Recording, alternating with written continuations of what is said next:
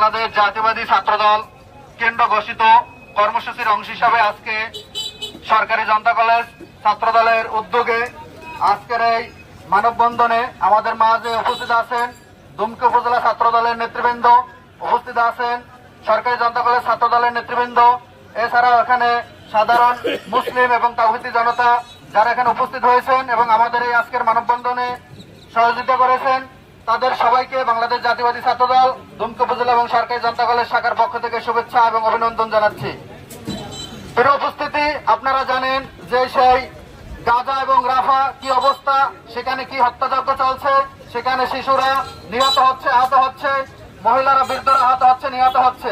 এর বিরুদ্ধে সমগ্র মুসলিম আজকে জেগে উঠেছে।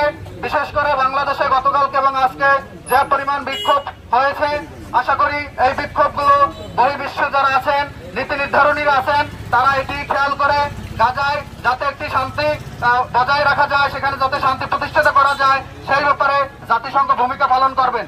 এবং আমার ত্রাণপ্রিয় সংগঠন বাংলাদেশ জাতীয়বাদী দল তারা সবসময় মুসলিমদের পাশে থাকে।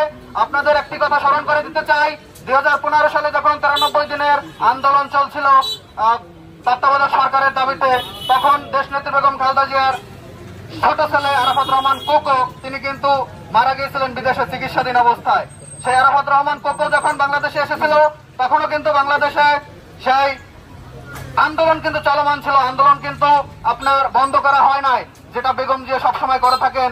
কিন্তু তারই কিছুদিন পরে যখন আপনার ফেব্রুয়ারিতে আপনারা জানেন যে বিশ্ব ইজতেমা হয়, সেই ইজতেমার সময় কিন্তু বিএনপি কিন্তু তাদের আন্দোলনে শীতলতা আনছিল। তো বিএনপি সবসময় মুসলিমদের পাশে থাকে। তার প্রমাণ হলো বেগম জিয়ার যখন ছেলে মারা গেল, তারপর কিন্তু আন্দোলন চলছিল।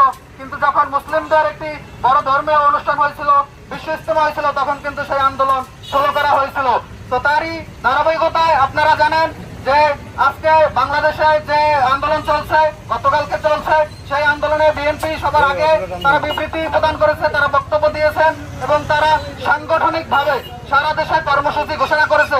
একটি সংগঠন দেখাতে পারবেন না যারা এই আন্দোলনে এখন পর্যন্ত কেন্দ্র থেকে কর্মসূচি ঘোষণা করেছে, সেটা একমাত্র বাংলাদেশ জাতীয়বাদী ছাত্রদল। তারা কিন্তু সারা দেশে স্কুল, কলেজ, প্রতিষ্ঠান, জেলা, উপজেলা, মহানগরে তারা কিন্তু কর্মসূচি নিয়েছে এবং সেই কর্মসূচির আলোকেই আজকে আমরা মাঠে এসেছি। আমরা দেখেছি গতকালকে সিলেট এবং ঢাকার বেশ কিছু জায়গায় ইসরায়েলি পণ্য বয়কটের নামে যে লুটপাট হয়েছে, আমরা এর তীব্র নিন্দা জানাই। কারণ বাংলাদেশ জাতীয়বাদী ছাত্রদল কালকে জানে আপনারা বিভিন্ন প্রতিষ্ঠানে তারা কিন্তু সারা রাত পাহারা দিছে। কারণ এই রকমের লুটপাট এগুলো কিন্তু ইসলাম সমর্থন করে না। ইসলাম শান্তির ধর্ম, আমরা শান্তি বজায় রাখতে চাই। আমরা যে পণ্যটা ইসরায়েলি আছে সেটা আমরা অ্যাভয়েড করে চলবো, আমরা সেটা খাবো না, আমরা সেটা ক্রয় করবো না। তাহলে ওই দোকানদার আর এটা রাখবে না। কিন্তু সেই দোকানে ইসরায়েলি পণ্য আছে কিংবা না, এটা বলে ওই দোকান ভাঙচুর করা, লুটপাট করা, এগুলো কেউ সমর্থন করতে পারে না, এটা ইসলাম সমর্থন করে না। এবং বাংলাদেশ জাতীয়বাদী ছাত্রদল সবসময় এই সকল ব্যবসায়ীদের যারা নির্যাতিত তাদের পাশে থাকবে এবং কালকে রাত্রে থেকে আছে। আমি এই বলে আজকের এই অনুষ্ঠান সমাপ্ত ঘোষণা করছি এবং যারা এখানে উপস্থিত হয়েছেন সবাইকে ধন্যবাদ জানিয়ে আমি আবার সংক্ষিপ্ত বক্তব্য শেষ করছি। বাংলাদেশ জিন্দাবাদ, বাংলাদেশ জাতীয়বাদী ছাত্রদল জিন্দাবাদ, শহীদ জিয়া মরহুম, খালেদা জিয়া জিন্দাবাদ, তারেক রহমান জিন্দাবাদ, জিন্দাবাদ, জিন্দাবাদ। আসসালামু আলাইকুম।